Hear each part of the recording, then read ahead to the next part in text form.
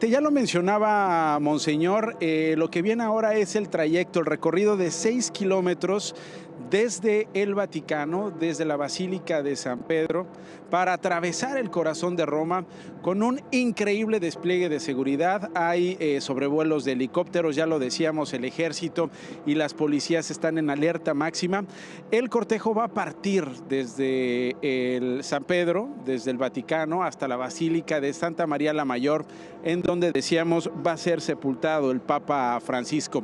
Se va a utilizar un papamóvil, un coche, donde se pueda ver el féretro. Lo adaptaron precisamente para el día de hoy. Es un papamóvil que había utilizado en otra ocasión el pontífice argentino. La ruta seguirá parcialmente el trazado de la antigua Vía Papalis, pasará por la Galería Príncipe Amadeo de Saboya, va a recorrer después el Corso Vittorio Emanuele, llegará a Piazza Venezia para luego girar rumbo a los foros imperiales, va a pasar a un lado del Coliseo y desde ahí tomará la vía Lavicana y la vía Merulana hasta llegar a la plaza de Santa María Maggiore, Pascal, y finalmente llegar a esta otra estación, como lo decías tú al principio de la transmisión especial, este otro capítulo dentro de los funerales, porque ahí esperarán eternamente los restos mortales del Papa Francisco y estarán alrededor de 40 personas con una rosa blanca en la mano. Entre ellos habrá personas en situación de vulnerabilidad, habrá víctimas de trata, habrá personas transexuales,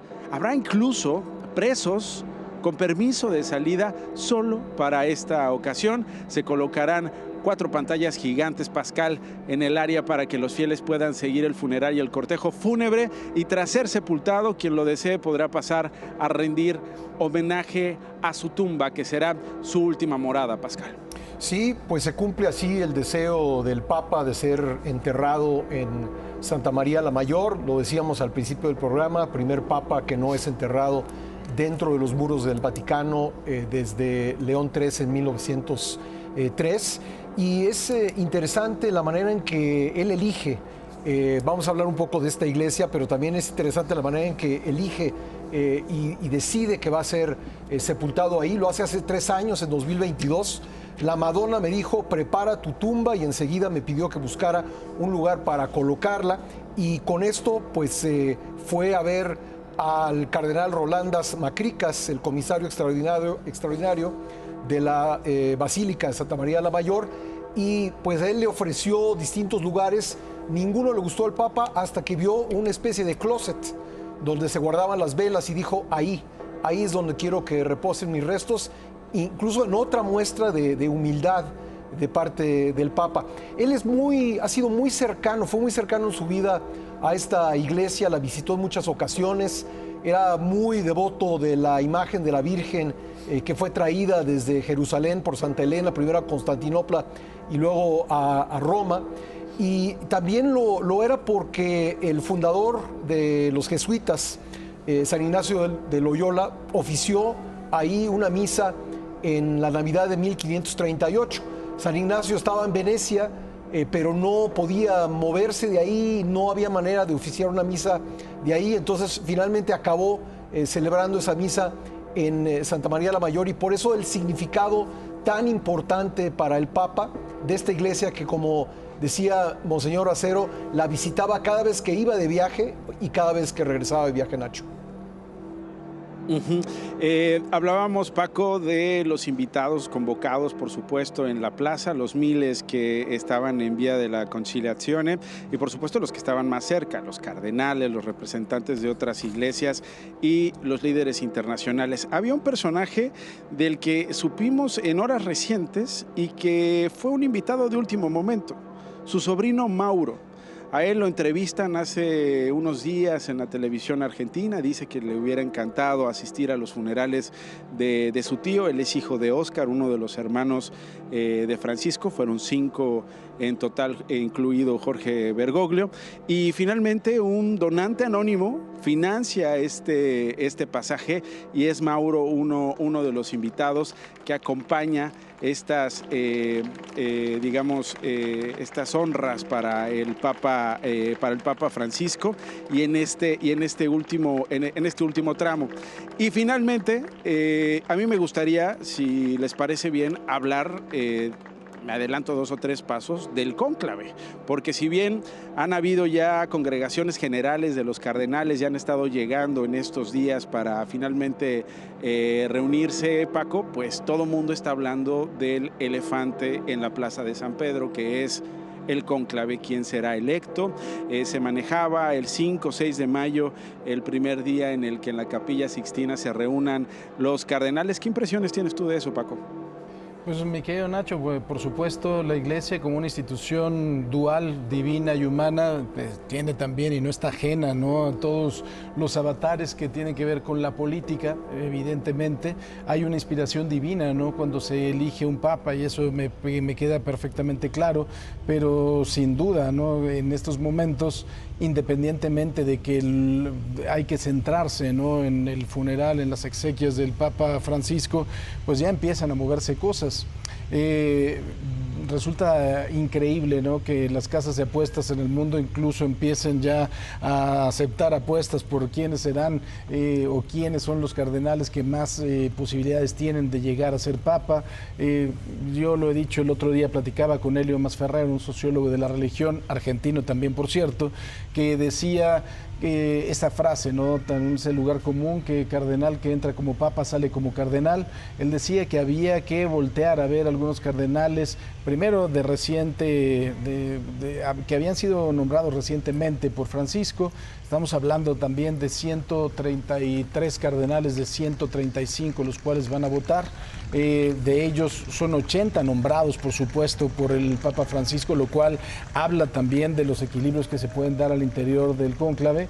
Y creo que vamos a tener sin duda un cónclave muy, muy interesante. En la elección de Francisco fueron 5 votaciones, realmente hubieran sido 4, pero hubo ahí un voto, una papeleta que se pegó, y el cardenal escrutador lo que dijo es que había que repetir la votación, y por eso llegó a ser Papa Francisco en la 5ª votación. Y creo que, y me parece que vamos a tener un cónclave un poco más complicado. Tendremos un cónclave también, por supuesto, pues más puntual en algunas cosas, ¿no? Creo que se van a ver algunos jaloneos, ¿no?, entre conservadores y liberales, por decirles de alguna forma, a los dos bandos, ¿no, mi querido Monseñor? Bueno, pues es normal estas definiciones, pero bueno, realmente el movimiento, no se nos olvide, el movimiento es de Dios y es del Espíritu Santo. O sea, al final, las cábalas y los cálculos que podamos hacer nosotros, Paco, Pascal, Nacho, al final van a ser una sorpresa. Nadie en el 2013 se jugaba nada por un papa argentino, y el 2013 apareció. Entonces yo siento que, pues, más que hacer cábalas, tenemos que ver que esta institución, si ha sobrevivido 2025 años, ha sido porque Dios está en el centro de esta institución, aunque nosotros, es natural esto, lo veamos con ojos humanos. Yo no quisiera perder que el que venga va a tener que seguir este modelo de iglesia, un modelo de iglesia sinodal, y a la vez unos procesos que el Papa Francisco ha abierto. Sería difícil dejar atrás varios de los caminos que abrió el Papa Francisco. Muy difícil, o sea, ya la Iglesia ha dado un paso adelante y ya no hay paso atrás. En esto, en los jóvenes, en esta llamada que decía el Papa Francisco, y que tenemos que recordar, a la transparencia y a la rendición de cuenta por parte de todos los miembros de la Iglesia. Todos estos símbolos, como vivir en casa Santa Marta en lugar de los departamentos apostólicos, la vestimenta, todas estas cosas, ¿cree usted, padre, que puedan regresar los viejos símbolos? Quizás depende de la característica de la persona, ¿no? Si es una persona dada a la soledad, el Palacio Apostólico puede ser un buen lugar, ¿no? Porque decía Francisco que era un asunto psiquiátrico, que él tenía que vivir con más personas, gente, ¿no? porque si no se deprimía, ¿no? sí, porque bueno, también los religiosos estamos acostumbrados a vivir en comunidad. Sí. En los diocesanos, las personas que viven en las diócesis, los sacerdotes, sobre todo, están acostumbrados a vivir solos, aunque ya la sociedad nos está llamando ya a vivir comunitariamente, a trabajar en equipo. Ahora, esa va a ser una reflexión, continuar el camino de Francisco, pero creo que otra reflexión, Paco, Padre Nacho, es el momento que vive el mundo. Tal vez se requiera un papa con experiencia diplomática, un papa capaz de hablar con gobiernos, probablemente sea algún perfil, que hay muchos que pueden cumplir con ese perfil, pero creo que será una reflexión en el centro del cónclave. Sí, claro, porque vienen ahí cardenales que están en guerra, en lugares de guerra, ¿no? Estoy acordándome ahora mismo del cardenal, el patriarca de Jerusalén, Pizzaballa. Sí. El patriarca de Jerusalén está sufriendo una situación de guerra, o la Iglesia Católica en Ucrania, o pues otro tipo de iglesias en Latinoamérica. O en África. Que están están en una situación de dictadura, ¿no? Claro. Sí. Y no digamos nada en África, los problemas que hay con los recursos naturales que los están se los están llevando a otros lugares. Entonces la situación geopolítica es compleja y puede ser, y la Iglesia siempre ha sido intermediaria, no mediadora,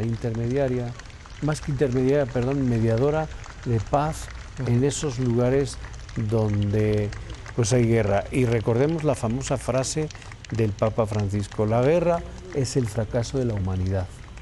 Una frase que ha repetido constantemente desde que empezó esta invasión de Rusia en Ucrania. Quiero recordar, Nacho, Paco y Pascal, que cuando empezó la guerra, esta invasión en Europa, el Papa agarró con su gente, muy discreto, como cuando se movía por Roma, y se fue a la embajada de Rusia a hablar con el embajador, y a la embajada de Ucrania a hablar con su embajador. Es decir, esto era inédito. El propio Papa sale del Vaticano para hablar con los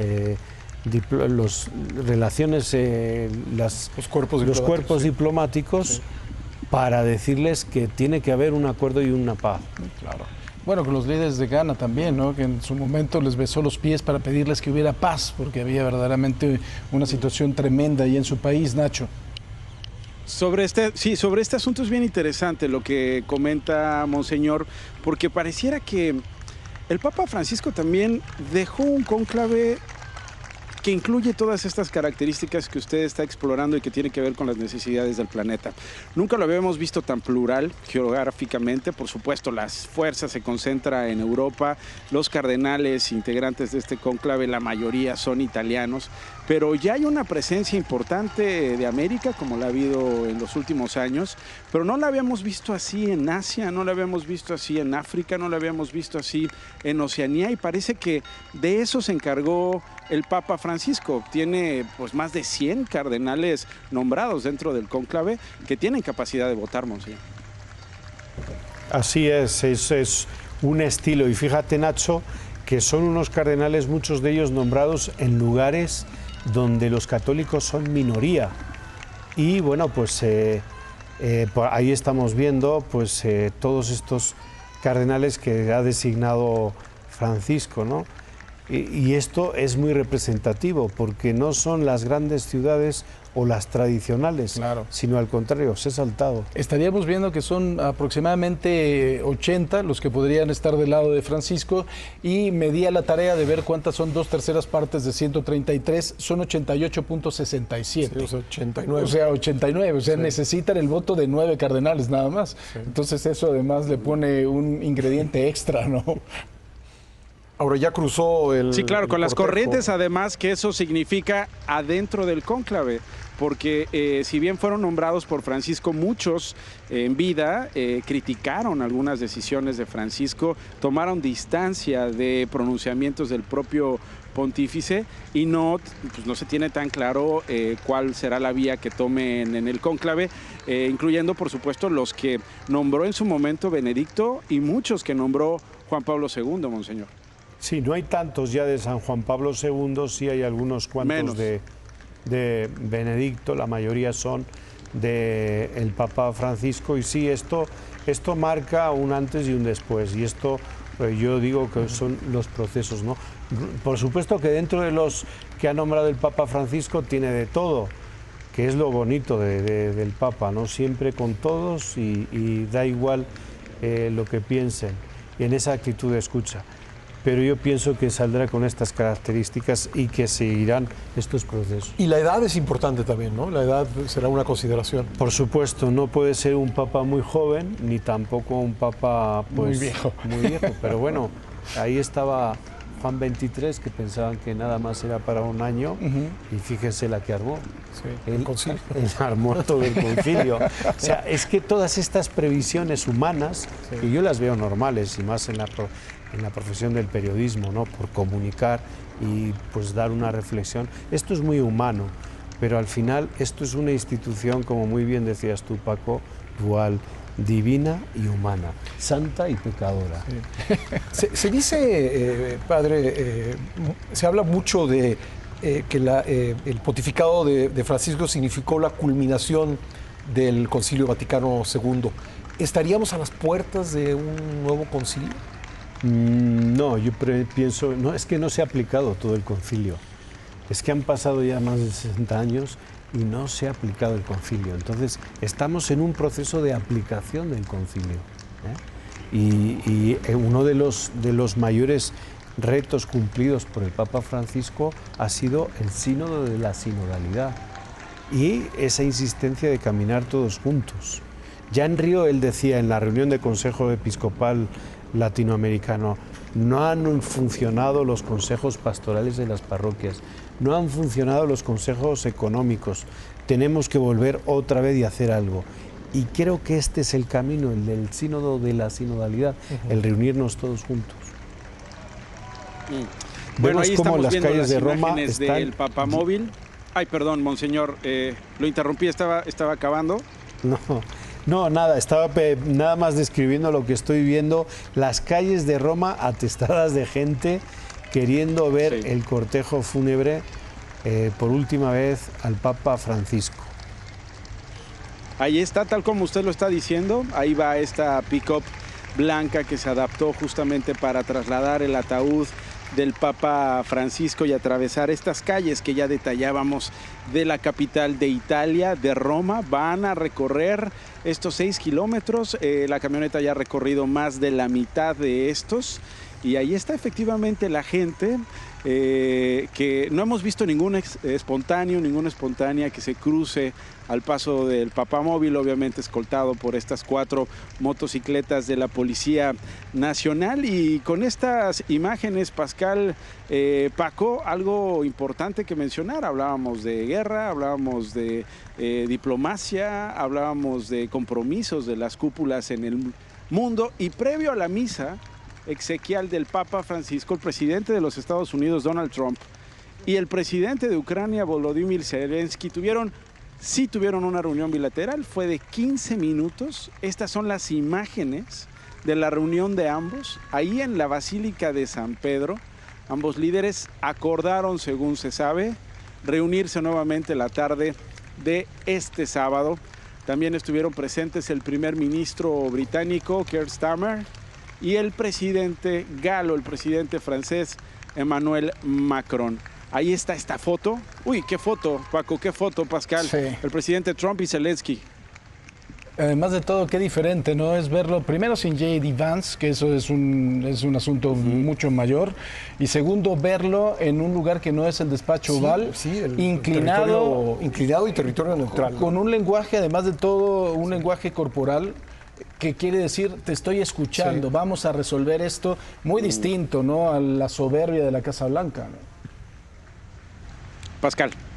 Sí, que decíamos al principio que este es un conflicto de los que queda tras el fallecimiento del Papa Francisco. Es un conflicto muy delicado con una solución muy difícil porque implica necesariamente la paz en Ucrania, una cesión territorial. Yo no veo otra manera en que esto se pueda resolver. Entonces están discutiendo temas verdaderamente trascendentales.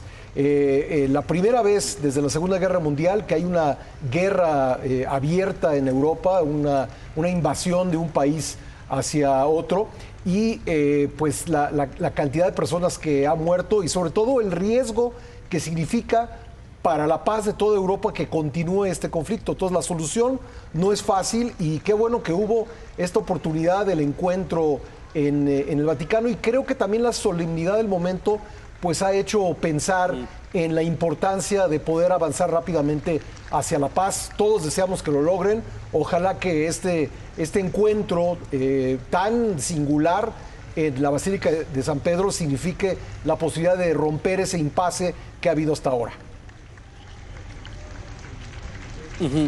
Podría ser un milagro de Francisco. Finalmente ahí está la convocatoria de Jorge Bergoglio tras su muerte, después de su pontificado como Francisco, y tener esta escena de estas potencias reunidas, Estados Unidos, Francia, Reino Unido, y ahí Volodymyr Zelensky. Vladimir Putin envió a su ministra de Cultura. Él no vino acá. Se habla, por supuesto, de la posibilidad de su detención por la Corte Internacional.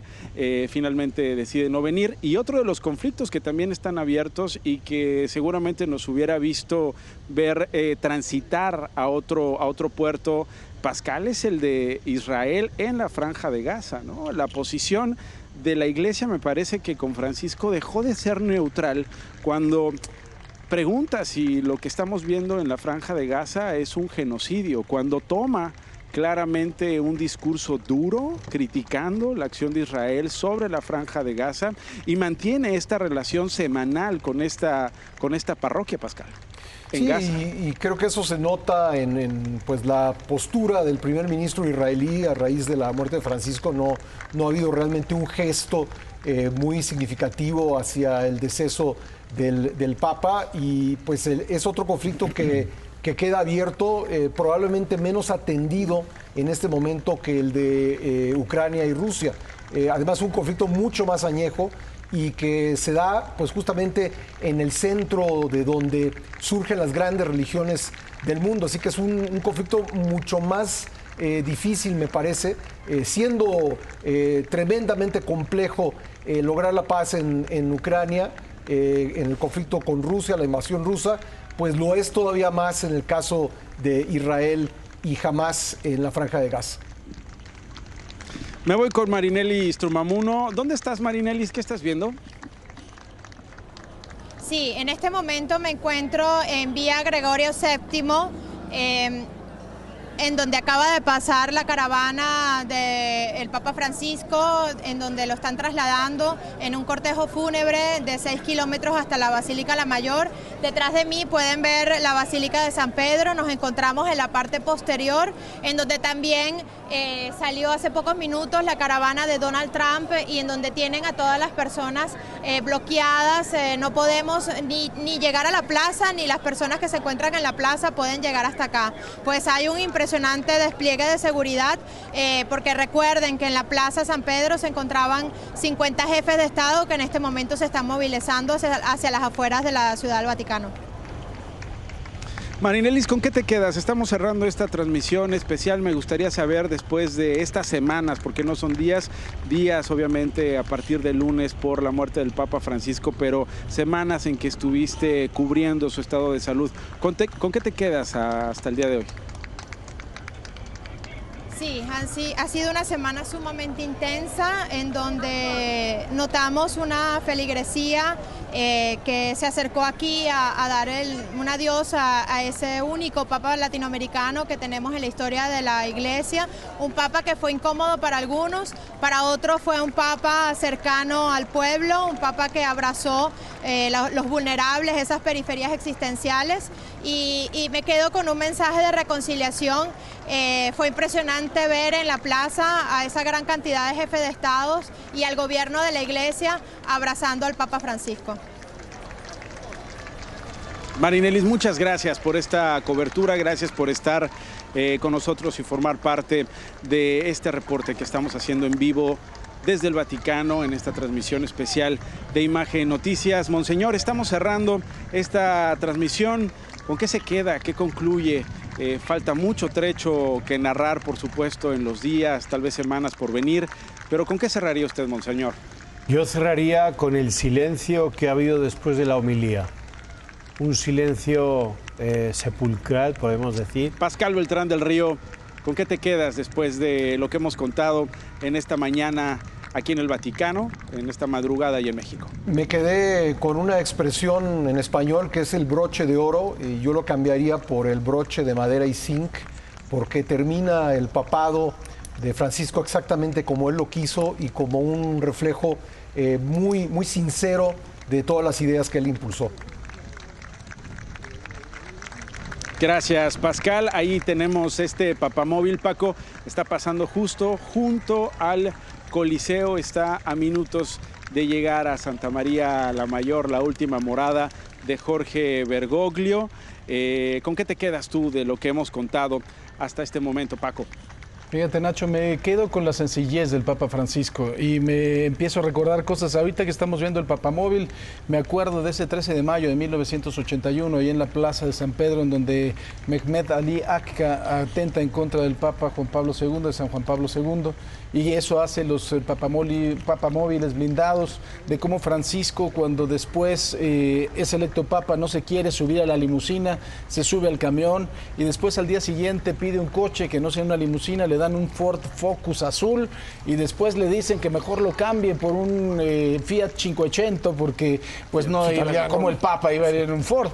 Pero bueno, ahorita estamos viendo el papamóvil, que es un coche americano también.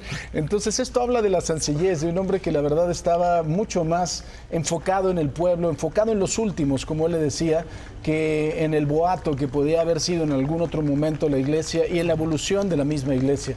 Me quedo con ese hombre que creo que pues es irrepetible sin duda para la cristiandad. Ahí está, con estas imágenes del papamóvil rumbo a la Basílica de Santa María la Mayor. Terminamos agradeciéndole, por supuesto, que nos haya acompañado en esta transmisión especial de Imagen Televisión, estos funerales del Papa Francisco. Gracias, Monseñor, muchísimas gracias, Paco, gracias, Pascal, gracias a usted por haber elegido la cobertura de Grupo Imagen. Siga pendiente, en las redes sociales estaremos minuto a minuto contando lo que ocurre con la llegada de los restos del Papa Francisco a Santa María la Mayor y lo que viene después, tras el fin de este pontificado de Jorge Bergoglio como Francisco. Gracias y hasta la próxima.